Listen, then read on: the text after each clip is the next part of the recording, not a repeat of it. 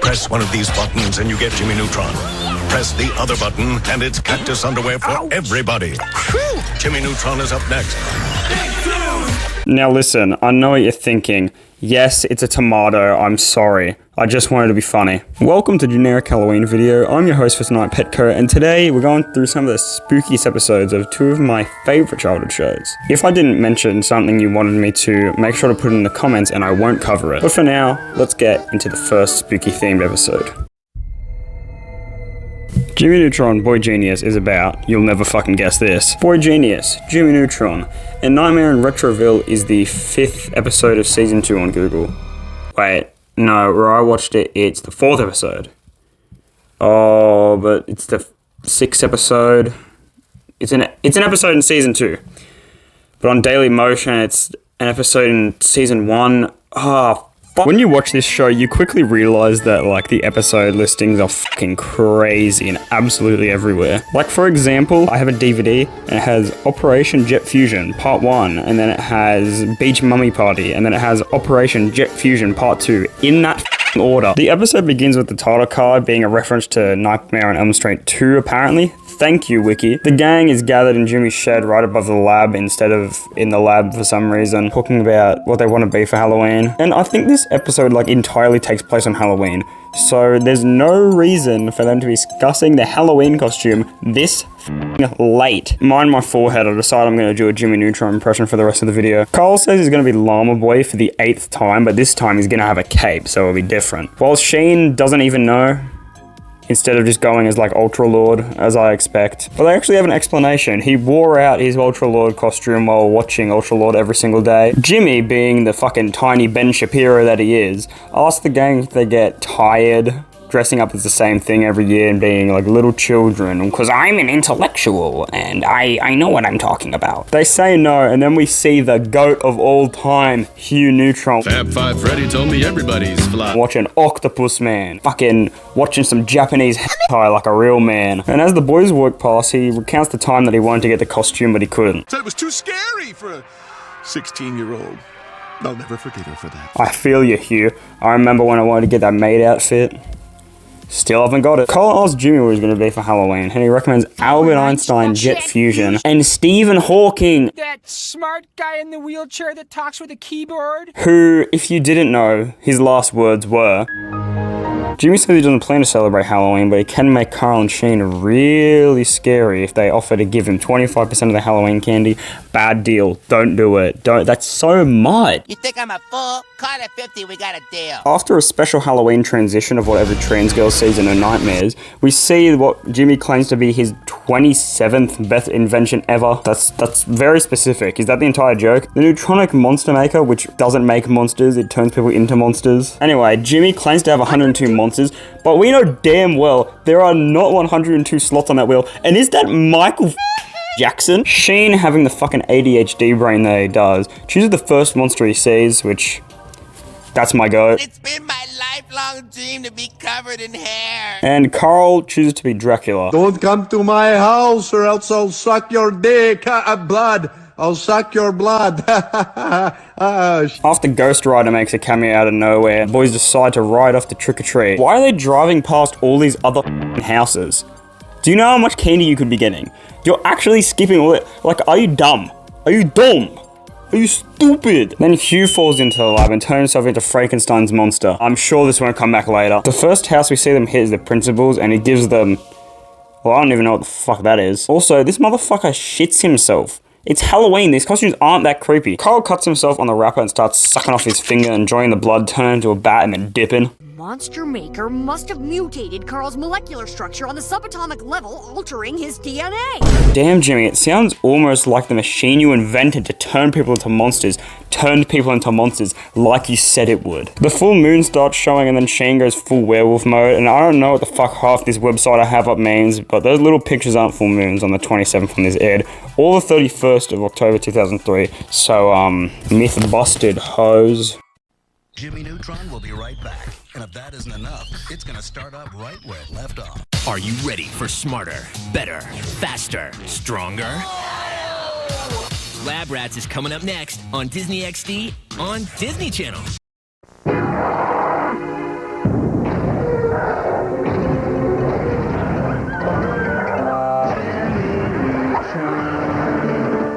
In an all-new Josh Petco video, he shits himself like the little bitch that he is. Want to know why Petco is petrified?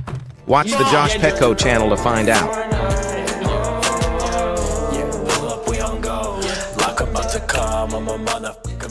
Nicktoons gets zombified.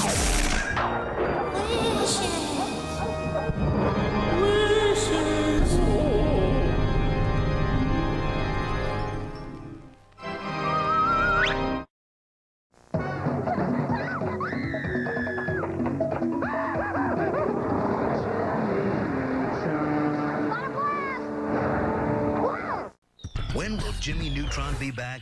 Good question. Here's our answer. After the commercial break, Jimmy's looking at the least weird WikiHow article photos on how to kill Carl, and Miss Fowl comes in, referencing a movie from the 40s or some shit, and wearing my favorite Halloween costume. Something racially questionable. The team behind the show really missed an opportunity to just like dress her up as a bird, since she's like literally based off one. She makes like those fucking noises and has that bacon no hold up. So like Jimmy's in his lab, right? Always making inventions like a beta cuck he is, you know, never going outside, never talking to women. So what if, to get away with all the wild shit that he does at school, he made a bird into a person? She fucking stupid like once, so I don't know. Miss Fowl tells Jimmy she was married to a vampire once, and things that exist in the Jimmy Neutron universe. Vampires. There we go. Carl flies behind Cindy and scares the shit out of her, who's dressed as Buffy the Vampire Annihilator. Clear nod to Buffy the Vampire Slayer. And spoilers from a show that, from like 2000s, apparently she dies in the show. And the show continued after that. It went on for like 1 or 2 more seasons, which like, why? There's no reason to do that. Shows must have been different back then. Anyway, Carl starts talking about Cindy's neck, hypnotizes her. We get a classic Jimmy Neutron mouth transition. We can also hear Cindy scream, even though she's under Carl's hypnosis. So, like, did Carl make her scream? Carl's a freak if so, damn. That's, like, crazy. After Shane repeats my grinder bio word for word. I need meat!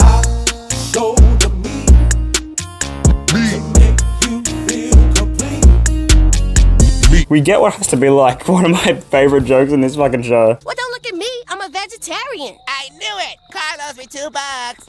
He thought you were a Republican. I'm lesbian. I thought you were American. It's actually like the same thing. It's like, that's what it reminds me of. We see Hugh going to the candy bar where Sam's playing violin on the roof instead of making use of the season of Halloween where everyone's getting candy. Judy comes in, stops Hugh, blah, blah, blah, blah, blah, blah, blah, blah, blah. It's crazy. It makes sense that, like, Judy stops Hugh because I'm pretty sure what Frankenstein wanted was love. What is love? Which is also really weird because that basically means that his weakness was being horny. Jimmy comes across Vampire, Carl, and Cindy, and we get this cinematic ass shot of them going around the corner like Christopher Nolan. Who? And they run away because Jimmy is in front of a garlic store. What a fucking cop-out. I hope he dies now. Also, I went back to see if this was like set up earlier in the series. Like, no. R.I.P. Uncle Chuck's Toys. Uncle Chuck's out of business now. And you did nothing. You did nothing, Jimmy. This is why no one in the town likes you. Jimmy sneaks through the alleyway where he's growling. That's not good. Boy, if you don't shut the fuck up with that MCU. Oh, he's right behind me, isn't he? Jimmy runs and boy, he's at the same fucking ball in that building on the other side of the alleyway. She and Libby go up and what a fucking surprise. They run away. Hugh immediately comes in carrying Judy and gets fucking bitch slapped for looking at her. Carl comes back out of nowhere and mentions Judy's blood, starts beefing with Hugh. Then Shane's bitch ass comes in. Why? Why does he come in if the silver store is still there? Should he not still be scared? I think he should still be scared. I don't know about you, he should still be scared. Also, why is Jimmy enjoying this so much? This is pretty cool. He leaves for the lab, Judy storms out, saying Hugh should be ashamed, which makes Hugh, Shane, Carl, Libby, and Cindy grouped together. Did I get that right? I'm not fucking retaking that, you know what? Fuck you. Back in the lab, Jimmy comes up with the idea Lower the replication frequency so my DNA doesn't change like the others. Definitely wouldn't go wrong. The monsters storm towards the candy bar where Sam and Miss Fowl are talking, and then they play an angry mob. Quick, go get some angry villagers, some torches, garlic, some silver junk, and a beautiful red-haired woman named Tessie. We don't need a beautiful red-haired woman named Tessie. Speak for yourself. It's like a random pairing, right? The monsters run out of town and hide behind a golf course where they see. What is that? It's horrible. It's hideous. It's Jimmy? No, it's... No. What the fuck is that? Oh my god. Jimmy sucks them up. Do suction cups actually have a suck? I thought they were just sticky. Jimmy turns them all back. They complain they lost their candy. So Jimmy goes out on the street and rings every doorbell. But he keeps going. This is literally this is a ding-dong ditch. How does he get any candy from this? What a fucking dumb cunt.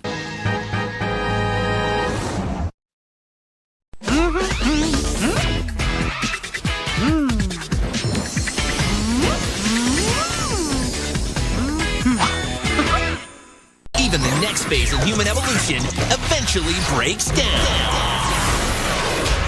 You're watching Lab Rats, part of Show Me the Monday on Disney XD. The episode opens up with Leo walking into the entrance room of the island after watching a 24-hour movie marathon. Although it's unrealistic that he didn't pass out from exhaustion.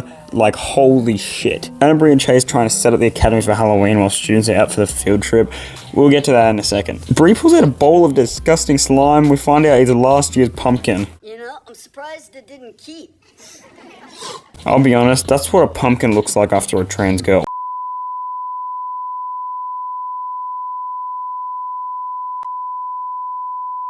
Bob comes around the corner, greets the rats, and they ask him why he isn't another trip to the Davenport birthplace and museum. Come on, part of the tour is him reenacting his birth. Perry walks in with a metal detector she bought, stealing people's money. And she says she's going to the abandoned islands to look for other people's money. You're telling me that Naruto here doesn't get paid enough by this universe's Elon Musk? Actually, that checks out. Douglas comes in. I completely forgot about Terry Cherry Perry's very odd crush on him. Everyone gets excited to go to the island, but Douglas warns them. From what I hear, that place is uninhabited for a reason. He leaves for a supply run, promises they won't go. Perry leaves, blah, blah, blah, blah, blah. Douglas just told you not to go there. Yeah, well, the only voices I listen to are the three inside my head. Holy shit, she just like me, for real, for real. Where the fuck is she going? The Hyperloop's the other way. Then the intro plays. Can't believe they got rid of the iconic... Living in my basement? But also it would make zero sense since, like, they're not living in a basement anymore. The gang arrives on the island where Leo shits himself at a monkey. Amazing. Chase, Bree, Leo hear a noise from the bushes and they see Perry emerge. I'm on an island with three people I despise.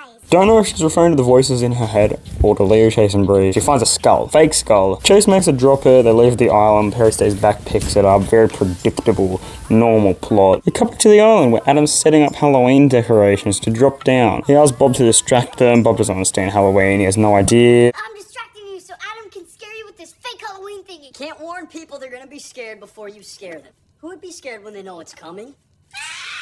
We see Perry absolutely waffling on Gumtree about the skull, but then Leo starts freaking the fuck out. In that movie, Skull Apocalypse, a group of kids dug up a cursed skull and one by one they all met horrible deaths because there's no cheating fate. We're all gonna die! That is a Final Destination ripoff.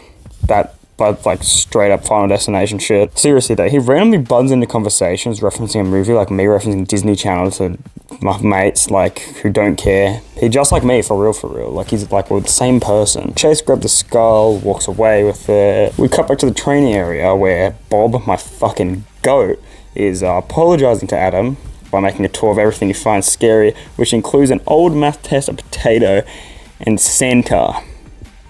So he doesn't know Halloween, but he knows Christmas and the Santa mythology. A strange man breaks into your house in the middle of the night and steals your cookies? I don't appreciate his shit in this scene. Instead of this like adults, just fucking rock, paper, scissors. That's my go. Now it's like at night, and where the fuck are the students? Or even Davenport? Like, I guess they're staying overnight because he wanted to show them the full experience.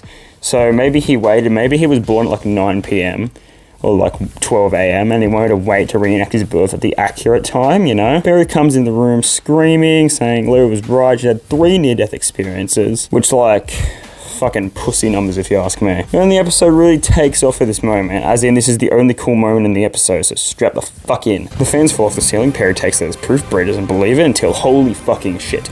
Bree says if they don't move, they can't get hurt until, oh my fucking god. There you have it. The curse is real and her hair is not. Happy Halloween! We'll be right back to the show on Disney XD. Nice.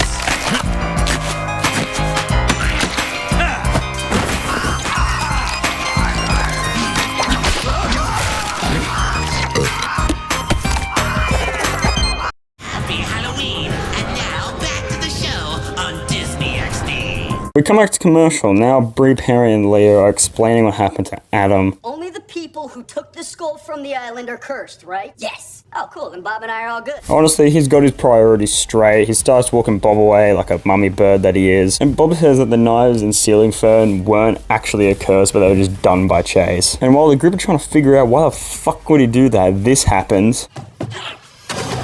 Because I want to kill you! Alright, bro, I see a superhero lane, and that was fucking sick. Leo brings up another movie, which is a Hallmark Christmas movie if it was like Halloween, which he says he got from Finland. Finland. Little known fact, they invented dogs. I don't get this joke. I asked my smart geography friends if they understand the joke. Adam has to be one of the most fluent Japanese speakers I've ever seen in my fucking life. What is blood waffling about? Perry gives Brie some laser cuffs, she puts it on Chase, grabs the skull off him, runs off to the island, and right as she does that, Douglas comes back. He asks what's going on. Leo yells at her for bringing the skull back. You went to the island? The one I said specifically not to go to? Sorry, Dougie. I've been a bad girl. Let's work on my punishment together. No, please. I've been that down bad. It doesn't end well. Please don't do it, Perry. Douglas explains that the skull is infused with a virus that turns people psychotic and, well, here's my actually moment. The skull is technically a paperweight that you just spill a virus onto that makes people psychotic. He buried it on the island, hoping nobody would go there. Also, POV, you're me hanging out with anyone. This is just like that movie where... Shut it! They come to the conclusion they need to look for Brie, and I deadass thought they're going to do the trope where one character is explaining what they need to do, and they're like, found them, what the character is explaining, they're like, oh, they're right behind me, aren't they? But they actually leave the room, and Bob stays back as she comes back, so that's fucking great timing. After a scene of Brie and Chase playing to destroy them, we find out that Douglas never actually made an antidote.